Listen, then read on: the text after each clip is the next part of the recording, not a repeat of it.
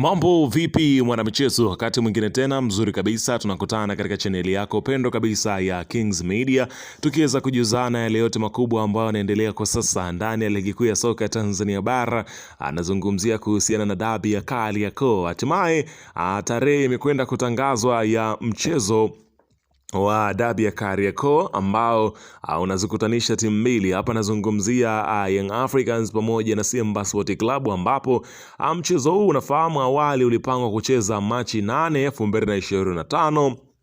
Lakini kilichoweza kutokea ni watu kuweza kukimbia mechi, sababu zikatolewa kuahirisha mechi hiyo, huku mambo yakiwa ni mengi, mabodyguard wakihusishwa, huku wengine wakisema ya kwamba wazee walitaka kuingia uwanjani, ndio sababu kubwa ya kwenda kuahirishwa mchezo huo. Sasa tarehe rasmi imetangazwa ya mchezo wa dabi ya Kariakoo. Ni ipi hiyo? Tutakwenda kujua hapa, ila kabla tujaendelea nikukumbusha kwamba kama ni mara yako ya kwanza kabisa unatembelea katika channel ya Kings Media, ajua kwamba umepitwa na taarifa nyingi. Sasa ili usiendelee kupitwa na taarifa zetu, cha kufanya ni kitu rahisi kabisa, ni kubonyeza tu ano jekundu liloandikwa hapo no subscribe, na kisha ukabonyeza alama ya kengele. Kufanya hivyo kutakuwezesha wewe kupata taarifa zetu popote pale unapokuwepo, pasipo kuweza kuhangaika huku na kule kwenye kutafuta taarifa. Taarifa zinakuwa zinakufikia moja kwa moja kwenye simu yako. Karibu tuzungumze kuhusiana hili ambalo linaendelea kwa wakati huu, ambapo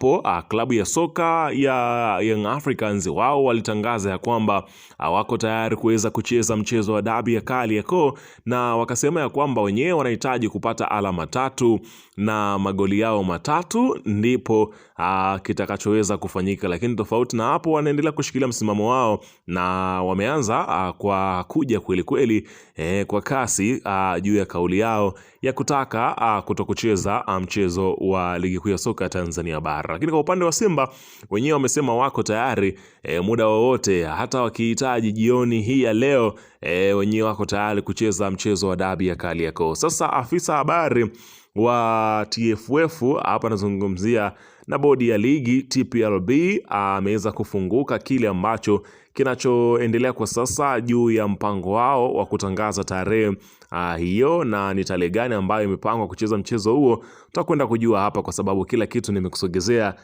niko nacho hapa, ambapo inaeleza afisa habari wa bodi ya ligi Tanzania TPLB Kalim Boimanda amekanusha taarifa za kuwajibu ya klabu ya Yanga kuhusu ombi lao la kupewa alama 3 za mezani kwa madai ya Simba kutojitokeza uwanjani Machi 8, 2025, uwanja wa Benjamin Mkapa.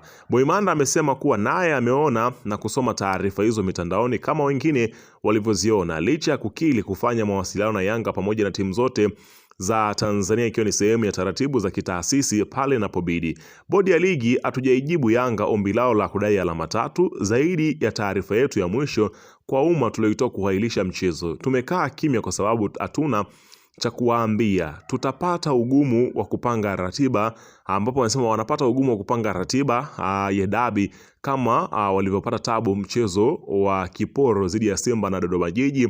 Tofauti yake inaweza kuwa ni ukubwa tu wa mchezo, ila tunaandaa sehemu sahihi mchezo uchezwe, watu waenjoy burudani walioikosa Machi 8. Unaona bana, akisema ya kwamba ratiba inaonyesha kwamba huu mchezo huko pale pale, hapa huu mchezo hakuna mtu kupewa alama 3 kwa kile ambacho kinachoendelea. Lakini taarifa za ndani kabisa zinaeleza kwamba mchezo wa dabi ya Kariakoo unapangwa kuchezwa kuwa mchezo wa mwisho kabisa wa ligi kuu ya soka Tanzania bara, kwa sababu mpaka sasa imesalia michezo 8, ambapo mchezo wa mwisho ndio huo utakuwa ni dabi ya Kariakoo, ambavyo kwa jinsi ambavyo ratiba inaonyesha kwamba huenda TPLB wakaupanga kwa mchezo wa mwisho wa ligi kuu ya soka Tanzania bara. Kwa hiyo kama msimamo wa ligi kuu ya soka Tanzania ukienda hivi, kwa timu zote hizo mbili zikiendelea kushinda, kila moja akishinda mechi zake,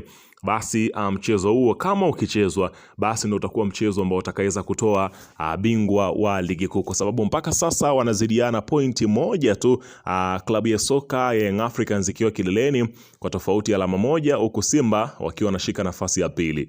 Bana, hii hapa ni Kings Media, endelea kukaa na sisi kwa taarifa ambazo zitakuwa zikiweza kujili, tutakuwa na kusogezea hapa update zote kuhusiana na hiki ambacho